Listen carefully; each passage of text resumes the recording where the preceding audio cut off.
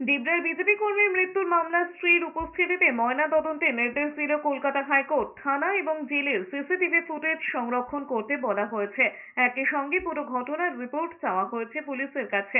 মঙ্গলবার কলকাতার এসএসকেএম হাসপাতালে মৃত্যু হয় বছর 42-এর ডেবরার সঞ্জয় বেরার। তিনি জেল হেফাজতে ছিলেন। 4 জন ফল ঘোষণার দিন ডেবরার ভরতপুর অঞ্চলে পুরুষোত্তম নগর গ্রামে তৃণমূল এবং বিজেপির মধ্যে সংঘর্ষ হয়েছিল। এই ঘটনার পর দুই পক্ষের বেশ কয়েকজনকে গ্রেফতার করে পুলিশ। তাদের মধ্যে সঞ্জয়ও ছিল।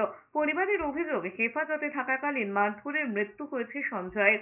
এদিকে ডেবরা বিজেপি কর্মীর মৃত্যুতে সিবিআই তদন্তের দাবি করেছেন বিরোধী দলনেতা শুভেন্দু অধিকারী।